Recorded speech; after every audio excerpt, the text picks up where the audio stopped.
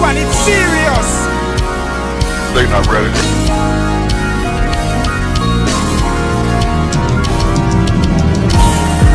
So how does pastor go from what we see in Scripture in the New Testament one time to what we have now? Can anybody tell me? Can anybody go there? Well, and why is pastor the only one that's allowed to preach? okay. First of all, it's good to note that you said that pastors only appears once in the New Testament. Now, what happened was, and people listening, you might want to get out a pen and piece of paper, take some notes. Try not to be before you're long. You know, I was always taught you ain't got to be long to strong.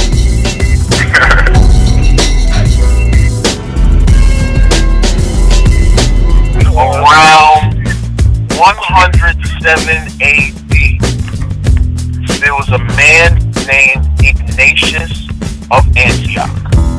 Okay? Alright. Ignatius of Antioch was what was known at that time as a church father. He was an elder. Okay? Now, what he noticed was that there was a lot of different infiltrations of different ideas coming into different congregations. These are a lot of the things that Paul was trying to address in his letters. Okay, you ever want to find out the reason why women were told to learn in silence? Find out what was going on at the church that infiltrated that particular church, and you'll see why he said for the women to be in silence. That's a whole other subject. Back to the topic. What happened was, before Ignatius went off to be killed, he was a martyr. Before he went off to be killed, he sent off a series of letters to all the congregations. Okay?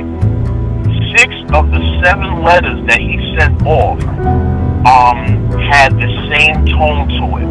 What happened was that in each congregation, which means all of the congregations that you may have heard of, and some you may not have heard of, like the church at Macedonia, the church at Berea, and all of these other churches that you don't see letters for.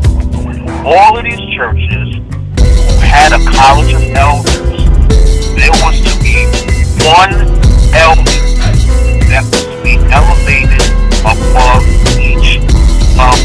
all the rest of the elders that were there. Okay?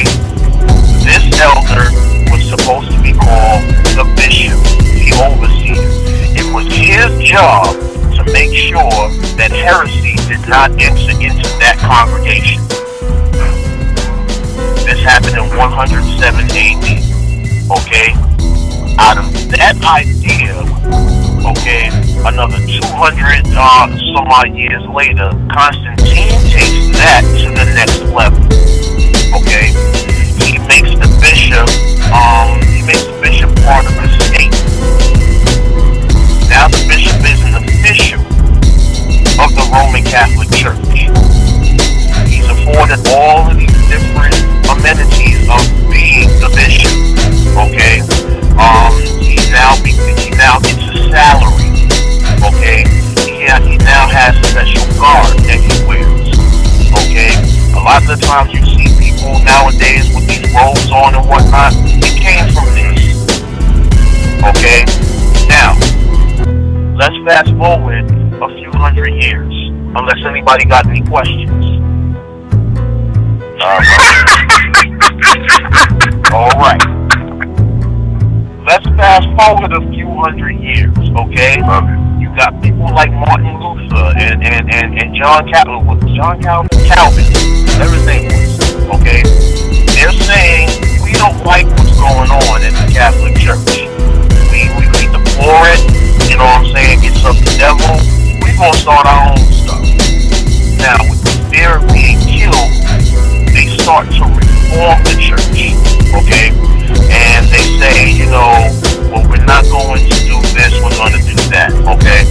Now, out of all the reformation that they made some serious error.